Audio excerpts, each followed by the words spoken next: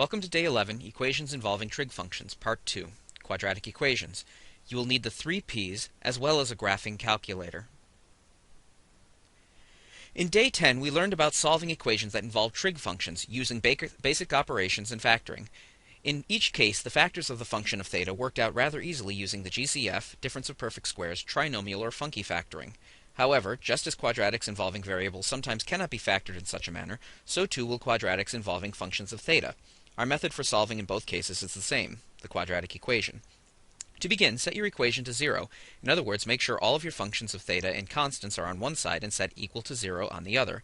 Second, label your coefficients a, b, c, and plug them into the quadratic formula, only instead of x being equal to the product, your function of theta will be equal to the product. Remember that we are only going to be considering cases where the discriminant is positive, so no worries about imaginary solutions. Once you have calculated the product through, take the answer and round to 4 decimal places. Once you have done this, you should have a function of theta equal to a positive or negative value, and you go about solving the remainder of the problem as we did in Day 10. Now let's practice with a couple of examples. In our examples, we are asked to solve on the given interval to the nearest degree. Remember, if this interval is in radians, you will have to convert to radians in the end. In our example, we have a quadratic trinomial, and if you try funky factoring, you will notice that there is no way the terms will work out to whole numbers.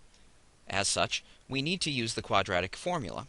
My equation is already set to 0, so no worries there. I also noticed that the variable of this equation will be sine of theta. In your mind, you should parallel this equation with the similar equation 3x squared minus 7x minus 3. Since my equation is already in standard quadratic form, I can now label my coefficients a, b, and c and begin factoring.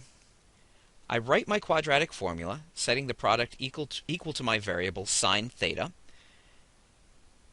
I now plug in my coefficients for a, b, and c and calculate the value to 7 plus or minus radical 85 all over 6. So, I will have two values that will equal my sine of theta. I want you to recall now that the value of sine of theta, or the cosine of theta for that matter, can never be greater than 1 or less than negative 1. So if we get a value that says as much, in other words, sine of theta equal to 3, we reject that answer and move on. Now let's calculate our two values. We plug into the calculator 7 plus radical 85 and divide the sum by 6.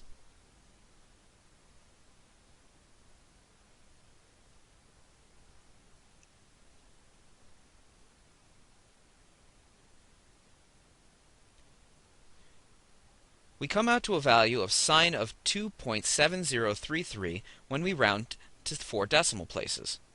Remember, since this value of sine is greater than 1, we reject it as false and move on. Next, we proceed in a similar fashion for the second factor.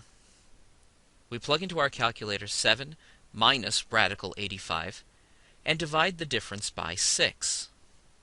You should come out to a value of sine of theta equal to negative 0.3699 when you round to 4 decimal places.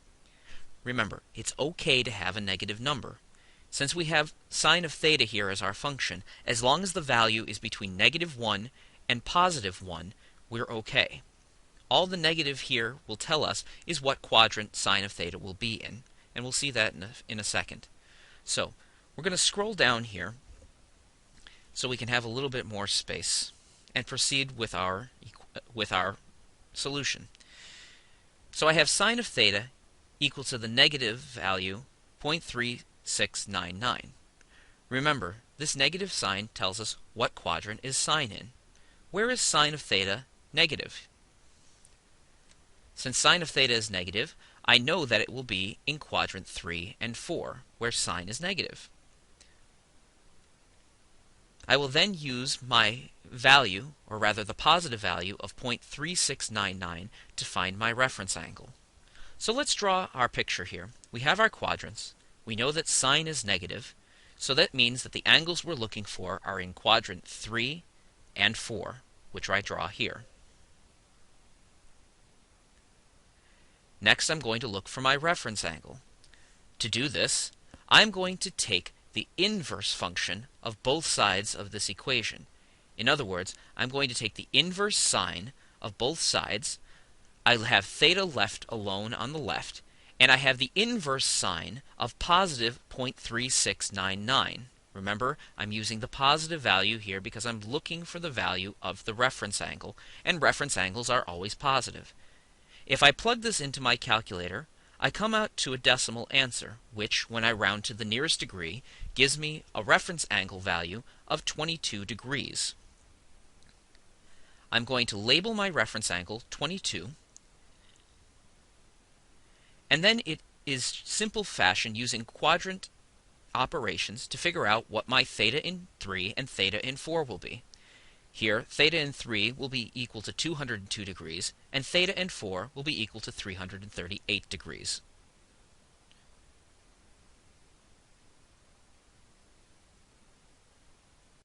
In our second example, we have an equation that is not set to 0. In fact, it doesn't even look like a quadratic because we don't have some variable or some function of theta squared. However, we also do not have an equation set to 0. So in order to proceed, I must set one side of this equation equal to 0.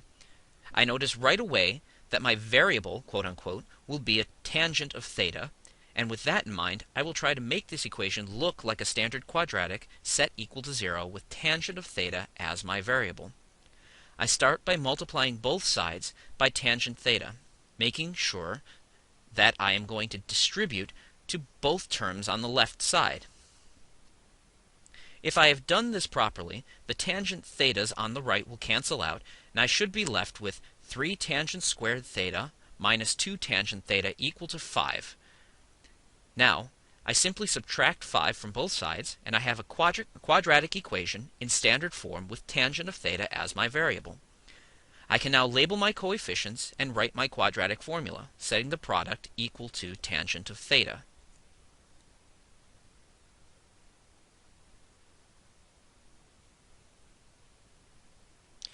I plug in my coefficients, and when I calculate out, I get a value of 2 plus or minus 8 all over 6, equal to tangent of theta.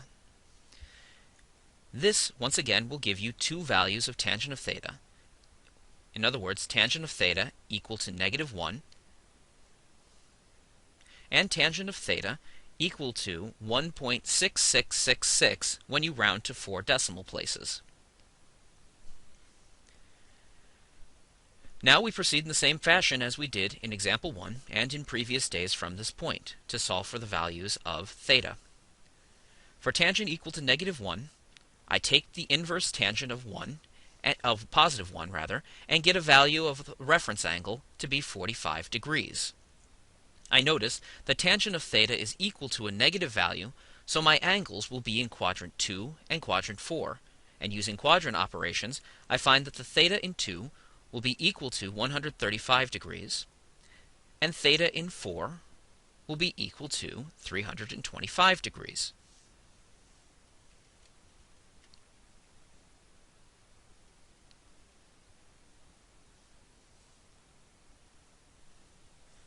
I proceed in the same manner for my second value and get a reference angle equal to 59 degrees when I round to the nearest degree. Because tangent is positive in this case, I know that the angles of theta will be in quadrants 1 and 3, and using my quadrant operations, I get theta in 1 equal to 59 degrees, and theta in 3 equal to 239 degrees. You should now have 4 angles that will satisfy your original quadratic equation. Note, because we had 2 factors, both of which had 2 angles, this makes perfect logical sense. If you reject one of the original answers, then you'll only have 2 values of theta that will work, as we did in example 1.